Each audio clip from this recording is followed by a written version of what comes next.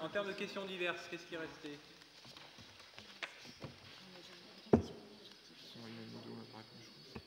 Si vous aviez posé des questions diverses, vous voulez des réponses orales, des réponses écrites? Il y en a une sur la transition énergétique, sur les véhicules, le parc automobile. Michel, je crois que tu avais des éléments de réponse à apporter.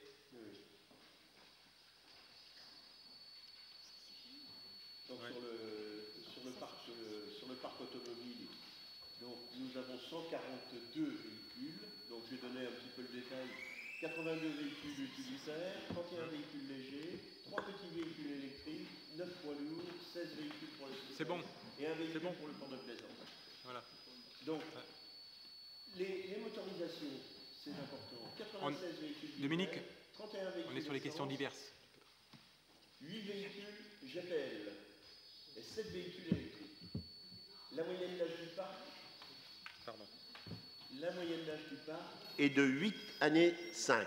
Donc on a eu déjà un renouvellement relativement important du parc automobile, en particulier sur les petits véhicules, et nous avons réduit d'une façon sensible la puissance de ces petits véhicules, puisqu'on est passé du type berlingot, je dirais, au type C1 ou de chez Citroën, pour la plupart des véhicules qui ne sont quasiment jamais utilisés par plus de 2 personnes. Donc ça, c'est le premier point. Et depuis cette année, alors que nous avions mis en place une politique de véhicules électriques dans un certain nombre de services, en particulier les espaces verts, au parc Emmanuelier, nous avons un véhicule électrique. Sur le port de Plaisance, nous avons un véhicule électrique. Il y a un certain nombre d'endroits où nous avons des véhicules électriques. Mais là, nous venons de nous ouvrir le parc automobile à d'autres types de véhicules électriques, puisque nous avons acheté une Zoé qui est utilisée par les élus et par les responsables. Nous avons acheté 2 petites C0, les véhicules qui sont mis en partage au niveau des services techniques. Et nous sommes, bien évidemment, au fur et à mesure des crédits dont nous disposons dans le budget, systématiquement maintenant, il y a une réflexion sur quel type de véhicule on achète, quelles sont les conditions d'utilisation. On essaye d'optimiser au mieux. Je ne sais pas si vous avez vu, mais dans un certain nombre de secteurs, dans la cour de l'hôtel de ville ici, dans la cour des services techniques, nous avons mis des bornes de branchement des véhicules électriques. Donc nous avons une autonomie de 100 km. Donc la plupart des véhicules qui sont utilisés sur le territoire de la ville de Cherbourg ne font pas les 100 km. Donc il y a moyen de mettre des véhicules en partage et tout le monde en est parfaitement satisfait de ce que nous avons fait cette année. Donc la grosse difficulté, ce sur quoi il va falloir que l'on réfléchisse, mais c'est autant la communauté urbaine que la ville de Cherbourg, c'est la mise en place dans le cadre des renouvellements de voirie de bornes de raccordement pour que les particuliers puissent utiliser des véhicules électriques dans de bonnes conditions. Donc ça se fait dans un certain nombre de villes. Donc à mon avis, cette réflexion-là va rentrer dans le cadre de la réflexion au niveau de la communauté urbaine. Donc c'est quelque chose que nous avions sollicité depuis un an et demi, quand on a vu l'évolution de l'utilisation des véhicules électriques, et ça commence à se développer d'une façon relativement importante. Donc voilà la politique que nous menons sur le territoire de la ville de Cherbourg-Octeville. Nous en avons largement discuté, que ce soit avec la direction des services techniques ou que ce soit avec l'ensemble des personnels utilisateurs. Donc il y a une véritable évolution qui est en train de se faire. Ok. Benoît, tu voulais apporter un complément? Oui, quelques mots pour aller dans le sens de ce que vient de dire Michel Louiset. Effectivement, dans le cadre des programmes de voirie, il faudra bien légitimement penser à la mise en place de bornes de recharge électrique. De toute façon, il me semble que c'est quasiment imposé dans le texte que vient de proposer Ségolène Royal. Donc on aura, nous, à s'inscrire là-dedans. Et je voudrais aussi informer le conseil municipal que nous ferons à la rentrée, à partir du mois septembre-octobre, des propositions à la communauté urbaine pour aider les communes de l'agglomération à rénover sur le plan énergétique une partie de leur patrimoine bâti, que ce soit une école, un gymnase, etc. Ça fait partie de nos engagements pris durant la campagne municipale, et nous souhaitons que la communauté urbaine, au travers de fonds de concours spécifiques, flèche son intervention autour de cette rénovation énergétique, qui permettra aux villes à la fois d'apporter des réponses sur le plan environnemental, mais surtout de faire des économies, je l'espère, sur les budgets de fonctionnement à suivre. Nicolas Vivier, Nicolas souhaitait prendre la parole aussi. Oui, juste un mot pour dire que les véhicules électriques doivent faire partie de la réflexion, mais ils ne sont pas forcément la panacée. Autant ils sont adaptés, je pense que tu l'as dit, puisque vous réfléchissez à chaque fois pour savoir si c'est opportun ou pas. Autant c'est adapté pour des petits trajets, des cas où il y a beaucoup d'arrêts, redémarrage. Et ça a l'avantage d'être silencieux et de ne pas polluer localement. Autant il faut voir le bilan général. Et l'énergie qui est utilisée par ces véhicules, elle est produite quelque part, donc avec forcément un impact. Les batteries ont aussi un impact.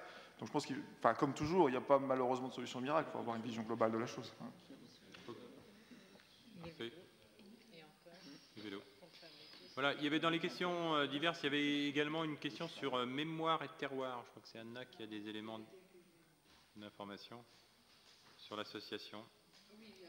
Éléments, donc effectivement, l'association Mémoire et Terroir s'inquiète actuellement de pouvoir pérenniser son action parce que en fait elle subit effectivement le contre-coup de manque de visibilité à long terme des collectivités territoriales qui la soutiennent jusque-là, en particulier le Conseil général qui ne sait pas s'il peut mener des projets à 4, 5 ou 6 ans, donc un certain nombre de subventions effectivement ne semblent pas assurées pour sa trésorerie. Néanmoins, elle continue à imaginer un avenir et il semblerait qu'elle ait fait des demandes de subventions auprès de ministères pour essayer de penser la suite et n'imagine pas pour l'instant s'arrêter. Voilà. Si je peux ajouter une chose. Oui, vas-y. Après, complément d'information, puis après... Si je peux ajouter une chose concernant Mémoire et Terroir, c'est que nous leur avons apporté 2 fois une subvention de 3 000 € pour mener à bien leur projet, donc 6 000 € au total, et que nous avons installé l'association qui avait des frais de location de ses bureaux aux archives municipales, donc dans un local qui est mis à disposition complètement gratuitement à l'association avec du matériel. Donc on a aidé comme on le pouvait cette association, compte tenu du travail très intéressant qui est mené. Il faut ajouter que pour le projet actuel sur lequel travaille Marie Tassel, qui est un projet qui s'appelle Regard croisé, qui concerne la direction des relations internationales, la direction de la culture, le musée de la Libération. Le projet est complètement accompagné par le musée de la Libération. Il sera présenté au musée de la Libération. Dans le cadre du jumelage, on a aussi mis l'association en rapport avec nos contacts en Allemagne, à Bremerhaven. Du côté de la ville, on a vraiment fait tout ce qu'on pouvait pour accompagner cette association et faire en sorte qu'elle puisse mener à bien son projet. Du 70e anniversaire du débarquement de la fin de la Seconde Guerre mondiale l'année prochaine, je pense qu'on pourrait peut-être demander aussi aux collectivités territoriales comme le Conseil général et le Conseil régional de faire aussi un geste financier. Le Conseil général a-tu apporté ? Oui, le Conseil général. Le Conseil général a effectivement subventionné, le Conseil régional une partie aussi. La problématique est plutôt sur les projets futurs. Donc c'est plutôt ça qui pose des difficultés, étant donné qu'ils ont des projets assez long terme, assez construits, et étant donné la réforme territoriale, le Conseil général ne souhaite pas s'engager pour les années à venir. Néanmoins, effectivement, nous, on continue notre soutien et on verra un peu ce qu'il en est, puis des subventions peuvent venir par ailleurs.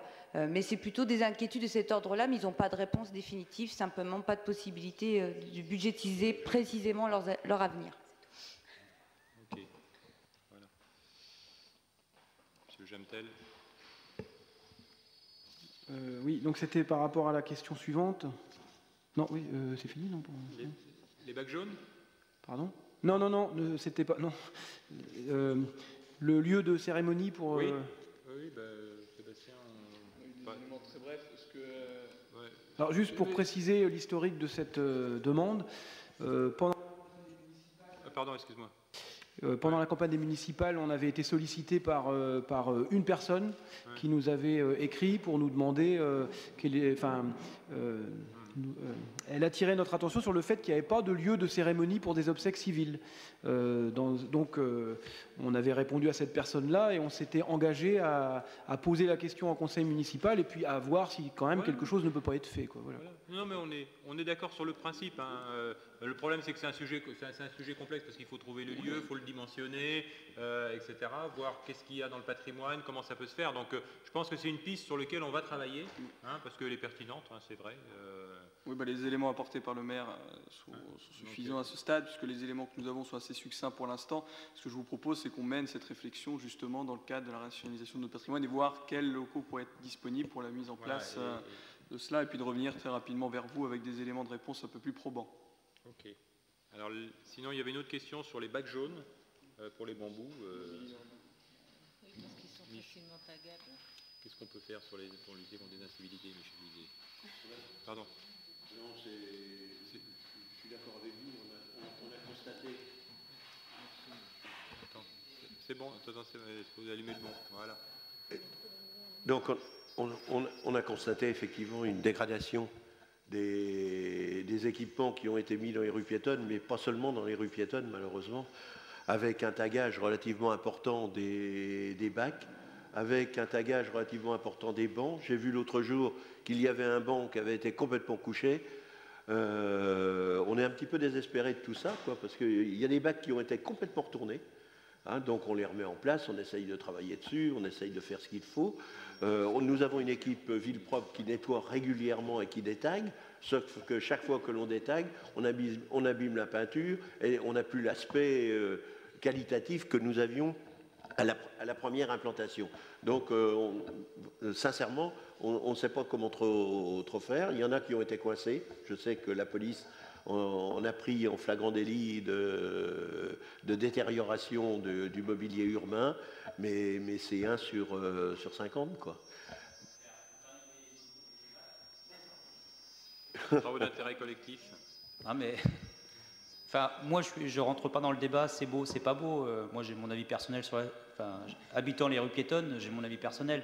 Ce qui est sûr, c'est que même si les gens trouvent ça beau, une fois que c'est tagué, on préfère ne pas les avoir que de les voir tagués, quoi. Enfin, ouais, je suis d'accord.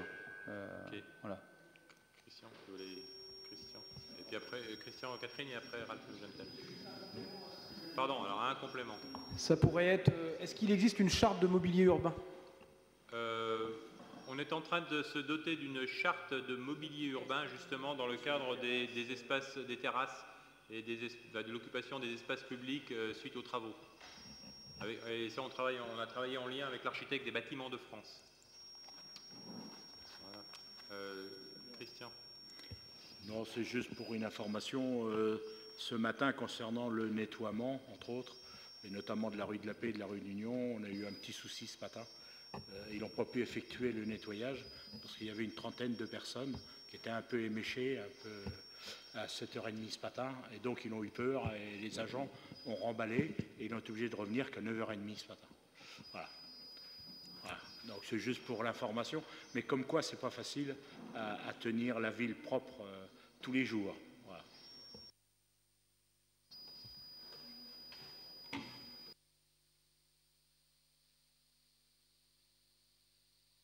C'est Monsieur Louiset, donc c'est l'expérience qui va parler pour cette question. Donc Monsieur Louiset devait prendre contact avec l'IUT pour voir le problème du coût. Voilà.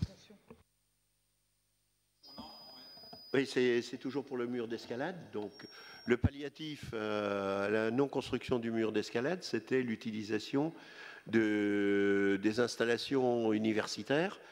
Lorsque nous avons, enfin Jean-Michel, tu le sais bien, lorsque nous avons négocié le financement des équipements sportifs sur le site universitaire, il avait bien été précisé que nous aurions une convention d'utilisation entre les utilisateurs normaux de cet équipement que sont les étudiants et une convention avec la ville de Cherbourg pour que d'autres associations puissent utiliser cet équipement. Bon, cette convention n'a jamais pu être signée, et non seulement elle n'a jamais pu être signée, mais en plus, ils nous font des tarifs de location qui, même s'il était quelque peu raisonnable dans un premier temps, dans un deuxième temps, commence à augmenter sensiblement.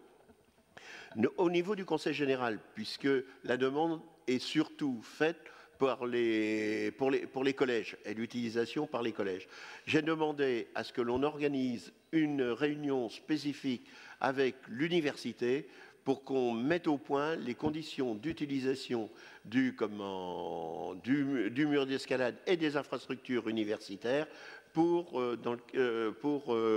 les collégiens. Donc cette réunion n'a pas encore été fixée. Donc Madame Le Bachelet, qui est en charge de ces sujets-là au niveau du Conseil général, a un peu de mal à avoir la réunion avec le site, non pas avec le site universitaire local, mais avec l'université de Basse-Normandie. Mais on essaye de suivre. Un petit élément complémentaire, donc c'est vrai que pour les activités sportives des collégiens, c'est le Conseil général qui est compétent, et pour les lycéens, c'est bien évidemment le Conseil régional. Nous sommes en discussion, nous allons entrer en discussion, et ça je parle sous le contrôle de Benoît Rivet, parce que c'est une compétence communauté urbaine de Cherbourg, mais en discussion avec l'université sur la mise en œuvre d'un schéma local de l'enseignement supérieur, sur la déclinaison locale du développement de l'enseignement supérieur, à la fois en termes de formation future, mais aussi comment on accompagne les uns et les autres la vie étudiante sur Cherbourg-Octeville. Donc ça fait partie des éléments qui seront à la négociation, parce qu'on l'avait toujours dit, on a écrit au président de l'université en ce sens, pour lui dire que les étudiants aussi, ils bénéficient gratuitement des infrastructures sportives de la ville. Donc tout ça fait partie des négociations que nous allons aussi entamer avec l'université. Voilà, je pense qu'on a...